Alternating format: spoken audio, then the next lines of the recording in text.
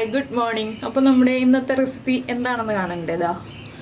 നല്ലൊരു അടിപൊളി റെസിപ്പിയാണ്. കുട്ടികൾക്കും വലിയവർക്കും എല്ലാവർക്കും ഇഷ്ടപ്പെടുന്ന റെസിപ്പിയാണ്. കുട്ടികൾക്ക് പ്രത്യേകിച്ച് ഇഷ്ടപ്പെടും കേട്ടോ. എന്താണെന്ന് വെച്ചാൽ നമ്മുടെ ഓലനാണ്. ഓലൻ നേരത്തെ ഉണ്ടാക്കിയിട്ടുണ്ട്. ഇത് ചുരക്ക വൻപയർ ഓലനാണ്. അപ്പോൾ ഞാൻ കൂടുതൽ സമയം വെച്ചില്ല, ഞാനൊന്ന് നിങ്ങളെ കാണിക്കാൻ വേണ്ടി എടുത്തു എന്നേ ഉള്ളൂ. അപ്പോൾ കറിവേപ്പിലയൊക്കെ വാടിയിട്ടില്ല, കണ്ടോ? കറിവേപ്പിലയൊക്കെ നന്നായിട്ട് വാടിയിട്ടാണ് നമ്മൾ ഓലൻ ഉപയോഗിക്കുക. അപ്പോൾ ഞാനിത് വെളിച്ചെണ്ണയൊക്കെ ചേർത്ത് കറിവേപ്പിലയൊക്കെ ചേർത്ത് വെച്ചേ ഉള്ളൂ, നിങ്ങളെ കാണിക്കാൻ വേണ്ടി ഒന്ന് തുറന്നേ ഉള്ളൂ. അപ്പോൾ എങ്ങനെയാണ് നമുക്ക് നമ്മുടെ ചുരക്ക വൻപയർ ഓലൻ തയ്യാറാക്കുന്നതെന്ന് കാണണ്ടേ? ഇതിവിടെ ഇരിക്കട്ടെ. നമുക്ക് എങ്ങനെയാണ് ഓലൻ തയ്യാറാക്കുന്നതെന്ന് നോക്കാം. നമുക്ക് നമ്മുടെ ഇൻഗ്രീഡിയൻസ് നോക്കാം. നമ്മളിപ്പോൾ 1/2 കപ്പ് വൻപയർ എടുത്തിട്ടുണ്ട്. വൻപയർ 3-4 വിസിൽ വരുന്നത് വരെ നമുക്ക് കുക്കറിൽ വേവിച്ചെടുക്കണം. ഇത് നമ്മുടെ ചുരക്കയാണ്. സാധാരണ നീളത്തിലാണ് ചുരക്ക കാണാറുള്ളത്. ഇതിപ്പോൾ ഒരു റൗണ്ട് ഷേപ്പിൽ നല്ല മത്തങ്ങ പോലെ ഇരിക്കുന്ന ഒരു ചുരക്കയാണ്. അപ്പോൾ എന്തായാലും ഈ ഒരു ചുരക്ക കിട്ടിയപ്പോൾ ഞാൻ വിചാരിച്ചു നിങ്ങൾക്ക് ഈ ഒരു ചുരക്ക കൊണ്ടുള്ള റെസിപ്പി കാണിച്ചു തരാമല്ലോ എന്ന്. അപ്പോൾ ചുരക്ക വൻപയർ ഓലനാണ് കേട്ടോ നമ്മുടെ റെസിപ്പി. അത് ഞാനിപ്പോൾ ഇൻട്രോയിൽ പറഞ്ഞല്ലോ. അപ്പോൾ ആദ്യം നമുക്ക് വൻപയർ സോക്ക് ചെയ്യണം എന്നുണ്ടെങ്കിൽ വെള്ളത്തിൽ സോക്ക് ചെയ്തതിന് ശേഷം ഒരു അരമണിക്കൂറോ 1 മണിക്കൂറോ സോക്ക് ചെയ്തതിന് ശേഷം 4 വിസിൽ വരുന്നത് വരെ ഉപ്പ് മാത്രം ചേർത്ത് കുക്കറിൽ വേവിച്ചെടുക്കുക. വൻപയർ കുക്കായി കഴിഞ്ഞിട്ട് വേണം നമുക്ക് ചുരക്ക ചേർക്കാനായിട്ട്. അപ്പോൾ വൻപയർ നമുക്ക് കുക്ക് ചെയ്യാൻ വയ്ക്കാം കുക്കറിൽ. ഉപ്പ് മാത്രമേ ചേർക്കേണ്ട ആവശ്യമുള്ളൂ. അതിനുശേഷം വെള്ളം ചേർത്ത് ആവശ്യത്തിന് വെള്ളം ചേർത്ത് വേവിച്ചെടുക്കുക. ആ സമയത്ത് നമുക്ക് ഈ ചുരക്ക ഒന്ന് കട്ട് ചെയ്തെടുക്കാം. ചെറിയ പീസുകളായിട്ട് നമ്മൾ കുമ്പളങ്ങ ഓലനൊക്കെ വയ്ക്കുന്ന അതേ വലിപ്പത്തിലുള്ള പീസുകളായിട്ട് തന്നെ ചുരക്ക കട്ട് ചെയ്തെടുക്കുക. ഇപ്പോൾ നമ്മുടെ ചുരക്ക നമ്മൾ കട്ട് ചെയ്തെടുത്തിട്ടുണ്ട്. നമ്മളിതാ ഈ ഒരു വലിപ്പത്തിൽ, നമ്മുടെ കുമ്പളങ്ങയുടെ വലിപ്പത്തിലാണ് കട്ട് ചെയ്തെടുത്തിട്ടുള്ളത്. ഇനി നമുക്ക് നമ്മുടെ പയർ കുക്കായതിലേക്ക് ഈ ചുരക്കയും അതുപോലെ തന്നെ പച്ചമുളകും ചേർത്ത് വേവിച്ചെടുക്കാം. അപ്പോൾ ഇതാ നമ്മുടെ പയർ ഒരുവിധം നന്നായിട്ട് കുക്കായിട്ടുണ്ട്. ഉടഞ്ഞു പോയിട്ടില്ല കേട്ടോ. പയറിലപ്പോൾ വെള്ളമുണ്ട്. പയറിൽ വെള്ളം ഇല്ലയെന്നുണ്ടെങ്കിൽ നമുക്ക് തേങ്ങയുടെ 2ാം പാല് ചേർത്തിട്ട് വേവിക്കാം. ഞാനിപ്പോൾ പയറിൽ വെള്ളം ഉള്ളതുകൊണ്ട് ഈ ഒരു വെള്ളത്തിൽ തന്നെയാണ് ചുരക്ക വേവിച്ചെടുക്കാൻ പോകുന്നത്. വെള്ളം ഇല്ലാന്നുണ്ടെങ്കിൽ ഇനി വെള്ളം ഒഴിച്ചു കൊടുക്കുന്നതിന് പകരം തേങ്ങയുടെ 2ാം പാൽ ഉണ്ടെങ്കിൽ അത് ചേർത്തിട്ട് വേവിക്കുക. ചുരക്ക വേവാൻ ആവശ്യമായ വെള്ളമൊക്കെ ഉണ്ട് ഇതിൽ.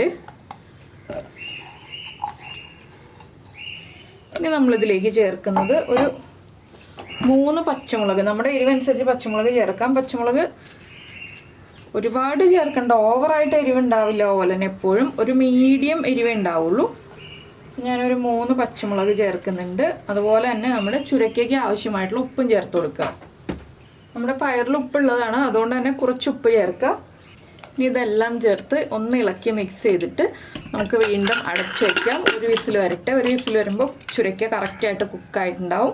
അതിന് ശേഷം നമുക്ക് ബാക്കിയുള്ള കാര്യങ്ങൾ ചെയ്യാം. ഇപ്പോൾ നമ്മുടെ കുക്കറിൻ്റെ പ്രഷർ കംപ്ലീറ്റ് പോയിട്ടുണ്ട്. നമുക്ക് തുറക്കാം. നമ്മുടെ ചുരക്കയും പയറും ഒക്കെ നന്നായിട്ട് കുക്കായി വന്നിട്ടുണ്ട്. ഇനി നമ്മൾ ഇതിലേക്ക് ചേർക്കാൻ പോകുന്ന കാര്യം എന്താണെന്ന് വെച്ചാൽ ഫ്ലെയിം ഓൺ ചെയ്തിട്ട് ഒന്ന് തിളപ്പിക്കുക. ഈ ചുരക്കയും പയറും ചേർത്ത് നന്നായിട്ടൊന്ന് തിളപ്പിക്കുക. അതിനുശേഷം നമ്മൾ കുക്കറിൽ വേവിച്ചതാണ് എങ്കിലും ഒന്ന് തിളയ്ക്കുന്നത് വളരെ നല്ലതാണ്. ഇത് നന്നായിട്ട് തിളച്ച് വരുമ്പോൾ നമ്മൾ എടുത്തു വച്ചിരിക്കുന്ന തേങ്ങാപ്പാലും അതുപോലെ തന്നെ നമ്മുടെ കറിവേപ്പില ഉണ്ടല്ലോ, കറിവേപ്പില എത്രത്തോളം ചേർക്കാമോ അത്രത്തോളം കറിവേപ്പിലയും എടുത്ത് വയ്ക്കുക. തേങ്ങാപ്പാൽ ഒരു 1/2 കപ്പ് തേങ്ങാപ്പാൽ മതി കേട്ടോ. നല്ല കട്ടി തേങ്ങാപ്പാലായിരിക്കണം. 1/2 കപ്പ്. നിങ്ങളുടെ കയ്യിൽ ഇതിൽ ഗ്രേവി കൂടുതലാണെന്നുണ്ടെങ്കിൽ ഗ്രേവി ഒന്ന് വറ്റിച്ചെടുക്കണം. ഇപ്പോൾ ഇതാ ഒരുപാട് ഗ്രേവി ഒന്നും ഇല്ല, അതുകൊണ്ട് ഞാൻ വറ്റിച്ചെടുക്കുന്നില്ല. ഇതിലും കൂടുതൽ ഗ്രേവി ഉണ്ടെന്നുണ്ടെങ്കിൽ വറ്റിച്ചെടുക്കുക.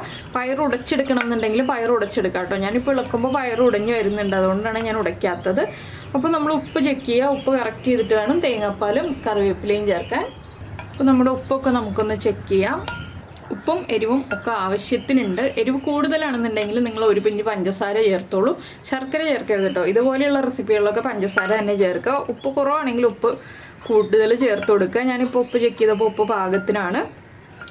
ഇനി നമുക്കിതിലേക്ക് നന്നായിട്ട് തിളച്ച് വരുമ്പോൾ ഫ്ലെയിം ഓഫ് ചെയ്തിട്ട് വേണം തേങ്ങാപ്പാൽ ചേർക്കാൻ. എന്താണെന്ന് വെച്ചിട്ടുണ്ടെങ്കിൽ തേങ്ങാപ്പാൽ ആ തിളയ്ക്കുന്ന ചൂടോടെ നമ്മൾ ഫ്ലെയിം ഓൺ ചെയ്ത് വെച്ചിട്ട് ചേർക്കുകയാണെങ്കിൽ പിരിഞ്ഞു പോകും. അതുകൊണ്ടാണ് ഫ്ലെയിം ഓഫ് ചെയ്ത് വെച്ചിട്ട് ചേർക്കാമെന്ന് പറയുന്നത്. ഒരു 1 മിനിറ്റ് ഉണ്ടെങ്കിൽ വേഗം തിളച്ച് വരും. എന്താണെന്ന് വെച്ചാൽ ഞാൻ കുക്കർ ഓഫ് ചെയ്ത് വെച്ചിട്ട് കുറച്ചധികം സമയമായി, അതുകൊണ്ടാണ് തിള വരാൻ ഇത്രയും സമയം എടുക്കുന്നത്. ഇപ്പോൾ ദാ ഇവിടെയൊക്കെ തിളച്ച് തുടങ്ങുന്നുണ്ട്. ദാ ഇവിടെ ചെറുതായിട്ട് ഇങ്ങനെ പൊട്ടി വിടർന്ന് വരുന്നുണ്ട്. ഇത്രയും മതി. നമുക്കിനി ഇതിലേക്ക് നമ്മൾ തേങ്ങാപ്പാൽ ചേർത്ത് കൊടുക്കാം. ഞാൻ ആദ്യം ഫ്ലെയിം ഓഫ് ചെയ്തു കേട്ടോ. ഫ്ലെയിം ഓഫ് ചെയ്തിട്ടാണ് തേങ്ങാപ്പാൽ ചേർക്കുന്നത്. തേങ്ങാപ്പാൽ ചേർത്തു ഒന്ന് നന്നായിട്ട് ഇളക്കി കൊടുക്കുക. അപ്പോൾ നമ്മുടെ മത്തങ്ങ പയർ ഓലൻ്റെ അതേ കളർ തന്നെയാണ് നമ്മുടെ ഈ ഒരു ഓലനും. എന്താണെന്ന് വെച്ചിട്ടുണ്ടെങ്കിൽ നമ്മൾ ചേർക്കുന്ന ഇൻഗ്രീഡിയൻറ്റ് മത്തങ്ങ അല്ല, അല്ലെങ്കിൽ കുമ്പളങ്ങ അല്ല, ചുരക്കാണെന്ന് മാത്രമേ ഉള്ളൂ. ഞാനിപ്പോൾ ഇതാ കറിവേപ്പിലയും ചേർത്തിട്ടുണ്ട്. ഇനി നമ്മൾ പച്ച വെളിച്ചെണ്ണ ഒരു 2 ടീസ്പൂൺ പച്ച വെളിച്ചെണ്ണ ചേർക്കുക. ഇളക്കുക, അടച്ചു വയ്ക്കുക. ഇളക്കിയില്ലെങ്കിലും ഒന്ന് അടച്ചു വയ്ക്കുക. എന്താണെന്ന് വെച്ചിട്ടുണ്ടെങ്കിൽ നമ്മുടെ ആ വെളിച്ചെണ്ണയുടെയും അതുപോലെ തന്നെ നമ്മുടെ കറിവേപ്പിലയുടെയും ഫ്ലേവറൊക്കെ ഓലനിലേക്ക് മിക്സ് ആയി കിട്ടാനാണ് നമ്മളിതുപോലെ അടച്ചു വയ്ക്കുന്നത്. അപ്പോൾ എന്തായാലും എല്ലാവരും ഈ ഒരു ഓലൻ ചുരക്ക കിട്ടുകയാണെങ്കിൽ ചുരക്ക ഉപയോഗിച്ചിട്ട്, അല്ലെങ്കിൽ മത്തങ്ങയോ കുമ്പളങ്ങയോ ഒക്കെ ഉപയോഗിച്ചിട്ട് നമുക്ക് ഈ ഒരു റെസിപ്പി ഉണ്ടാക്കാം. നിങ്ങളിതുവരെ ഉണ്ടാക്കി നോക്കിയിട്ടില്ലെങ്കിൽ ഉറപ്പായിട്ടും ട്രൈ ചെയ്ത് നോക്കിക്കോളൂ. നമ്മുടെ ഇവിടെയൊക്കെ വളരെ ഫേമസ് ആയിട്ടുള്ളൊരു കറിയാണിത്. അപ്പോൾ എല്ലാവരും ട്രൈ ചെയ്ത് നോക്കുമെന്ന് വിചാരിക്കുന്നു. ട്രൈ ചെയ്ത് നോക്കിയിട്ട് ഇഷ്ടമായി കഴിഞ്ഞിട്ടുണ്ടെങ്കിൽ ഒന്ന് കമൻറ്റ് ചെയ്യാൻ മറന്നു പോയത് കേട്ടോ. അതുപോലെ തന്നെ ലൈക്ക് ചെയ്യാനും മറന്നു പോരുതേ. പിന്നെ നമ്മുടെ ചാനൽ ആദ്യമായിട്ട് കാണുകയാണ്, നമ്മുടെ വീഡിയോ പ്രസൻറ്റ് ചെയ്യുന്ന രീതിയൊക്കെ ഇഷ്ടമായി എന്നുണ്ടെങ്കിൽ നമ്മുടെ ചാനലൊന്ന് സബ്സ്ക്രൈബ് ചെയ്ത് സപ്പോർട്ട് ചെയ്യണേ. സബ്സ്ക്രൈബ് ചെയ്യുന്നതിന് ഈ വീഡിയോയുടെ താഴെയുള്ള റെഡ് സബ്സ്ക്രൈബ് ബട്ടൺ ഒന്ന് ക്ലിക്ക് ചെയ്യുക. അതിൻ്റെ റൈറ്റ് സൈഡിലുള്ള ബെല്ലൈക്കണും ക്ലിക്ക് ചെയ്യുക. അപ്പോൾ ഓൾ എന്ന് പറഞ്ഞിട്ടൊരു ഓപ്ഷൻ കാണാം. ആ ഓളും കൂടി പ്രസ് ചെയ്തിട്ടുണ്ടെങ്കിൽ ഞാൻ എപ്പോഴും വീഡിയോ അപ്ലോഡ് ചെയ്യുമ്പോൾ നിങ്ങൾക്ക് നോട്ടിഫിക്കേഷൻ വരും. പിന്നെ ഇത് കംപ്ലീറ്റ് അടച്ചു വയ്ക്കുന്നതിനേക്കാൾ നല്ലത് ഇതുപോലെ ചെറിയൊരു ഗ്യാപ്പ് ഇട്ടിട്ട് അടച്ചു വയ്ക്കുക കേട്ടോ. അപ്പോൾ എന്താണെന്ന് വെച്ചാൽ കുറച്ച് ആവി പുറത്തേക്ക് പോയിക്കോളും. നമ്മൾ എടുക്കുന്ന സമയത്ത്, ഊണ് കഴിക്കാൻ എടുക്കുന്ന സമയത്ത് ചൂടൊക്കെ കുറഞ്ഞിരുന്നോളും. ഇപ്പോൾ ചൂടോടെ ഉപയോഗിക്കരുത്, ചൂട് നന്നായിട്ട് കുറഞ്ഞിട്ട് ഉപയോഗിക്കുക. എടുക്കുമ്പോൾ നന്നായിട്ട് ഇളക്കി മിക്സ് ചെയ്തിട്ട് ഉപയോഗിക്കുക. അപ്പോൾ എന്തായാലും നമുക്ക് നമ്മുടെ അടുത്ത റെസിപ്പിയുമായിട്ട് അടുത്ത ദിവസം വീണ്ടും കാണാം.